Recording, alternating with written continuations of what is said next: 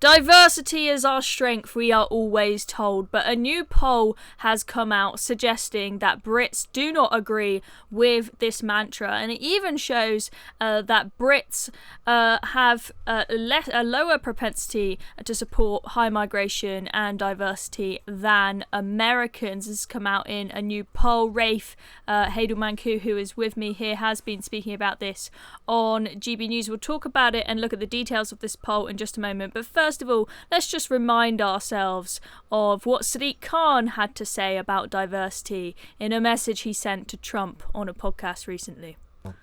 Come to London and let me show him around our wonderfully diverse communities. Let me take him on the Pride March this coming summer, next summer. Let me take him to a mosque. Let me take him to some of our diverse communities and understand that actually it is perfectly compatible to be a Westerner and to be a Muslim. It is perfectly compatible to treat women with respect and to be a leader and to be a man. It's perfectly compatible to be somebody who, disagrees, but disagrees agreeably. Of course, we're not one homogenous society. You and I haven't discussed politics, but we all have differences. That's fine. That's the joy of a democracy. Pluralism is a good thing. But the idea that you get abusive, you use the power you've got of having the millions of followers he has to get people to spread hatred against me is just, I think, not. It lets down the position of being president. It lets down, the position that the White House gives to people when they become president. Also, and it forgets the rich histories of our two countries. Well, look, good luck getting Donald Trump to a Pride March. That's the optimism.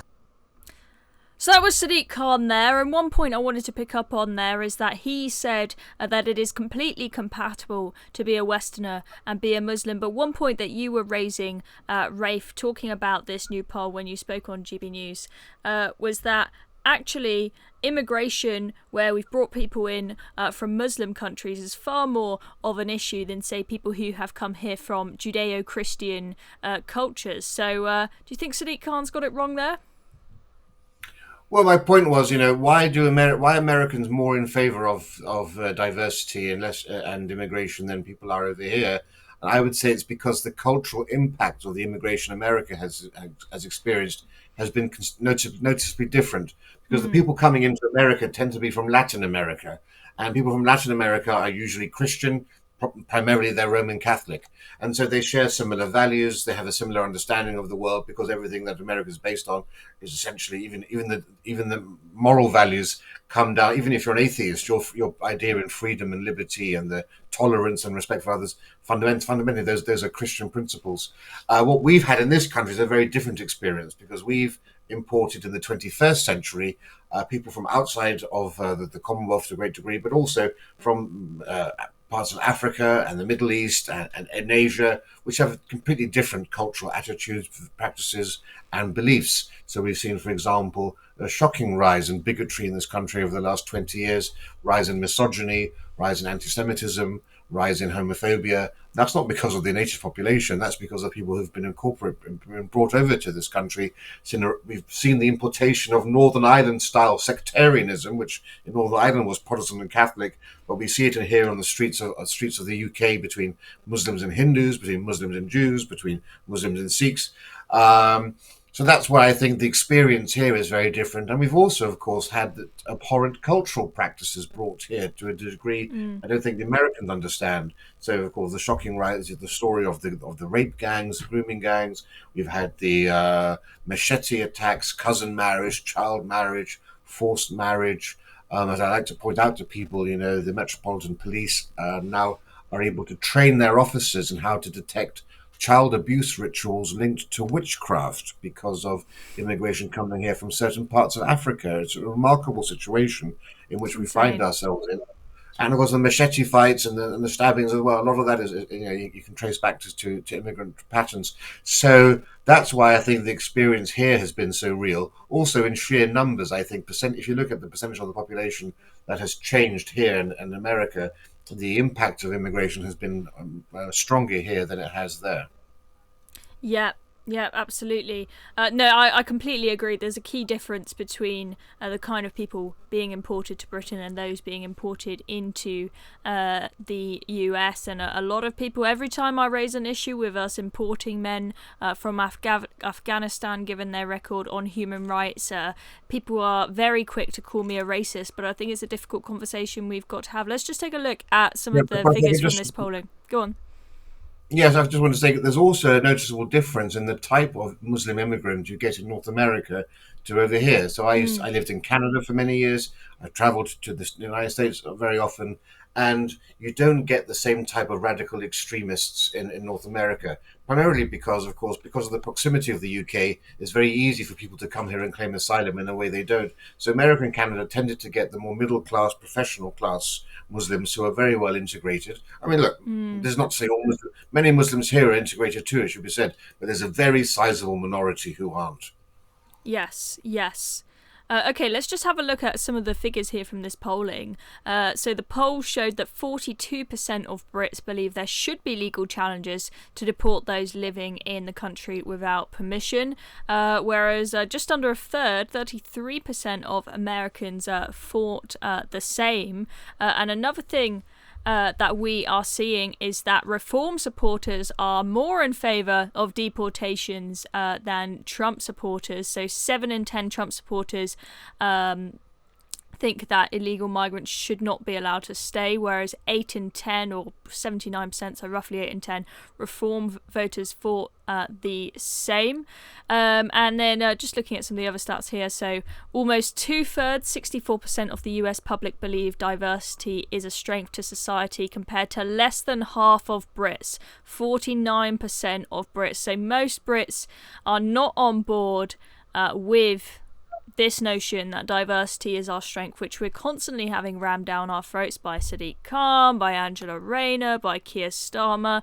Keir Starmer, although he's tried to change his tune a little bit to try and win back some voters from reform, he's always very quick to caveat his points to say how diversity is our strength. And this came from the National Centre for Social Research. Very interesting. And another point that I want to pick up on, you spoke about the differences in the kind of people that come into the US versus Britain. But I think another thing to point out is do you think that our loss of pride in our country has hindered integration? Because in the US, although you've got this melting pot of cultures, you have a country that is very clear on what it stands for and is very proud of itself, and so people come to America with this excitement to be part of this American patriotism and the American dream, whereas in Britain we've kind of lost our way a little bit, and there's a growing proportion of society that is, well, scared to even raise the flag of our country because they think they'll be called racist. There's a growing proportion of young people in this country who have been brainwashed in schools that Britain is an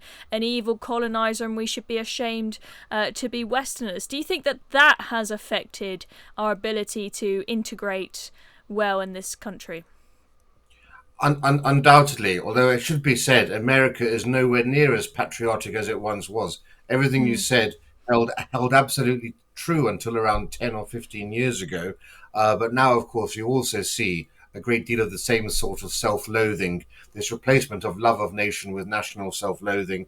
The flag is seen now increasingly by large numbers of the youth as being something to be ashamed of, for example. So unfortunately, you've got to remember this ideology of self-hatred, of nihilism, of denigrating and undermining Britain and the West, it all emanated from America originally anyway, right? So this is the land that gave birth to what I call American Marxism, what most people call woke, but this idea of critical race theory, of post-colonial theory, of decolonization. Those are the things that affected America on the principle that America was born into an original sin of slavery. We here were born into the original sin of empire, and that unites us too. Yes, and so it's very much a question of nihilism by our leaders, by our media class, our political class, those people who run our cultural institutions. I try to tell people that Britain is a post-revolutionary society all the time. Everyone who runs our institutions is stands completely opposite to what the generations who built them actually once stood for. And so it's no surprise that there's no incentive for people to integrate into this country when everything they watch on television, everything they learn at school, at university, all the exhibitions in museums and galleries, everything that emanates from the political class denigrates Britain. The evils of empire, of colonialism, of oppression, the negativity, the systemic racism. So it's not entirely surprising that a young boy would want to cleave more naturally to that masculine and well-defined culture of his father. So that does lie at the root of the heart of it. I often think somehow it's also there's a streak of masochism that runs through parts of the left, where they enjoy hurting themselves and deliberately like picking at a scab, saying, we deserve this. We deserve to be overrun, and we deserve to see our country decline in retribution for what we've done to them. I always remember what Peter Hitchens said about when he was on the left, when he was a Trotskyist.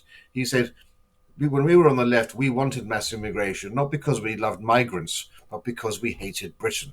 And I think that says it all. Yes, it does. What a sad state of affairs. Well, I hope that Britain can find its way, and patriotism will come back once again at some point in the future. But dark times at the moment. Thank you, Rafe, very much for joining us, and thank you everybody for watching.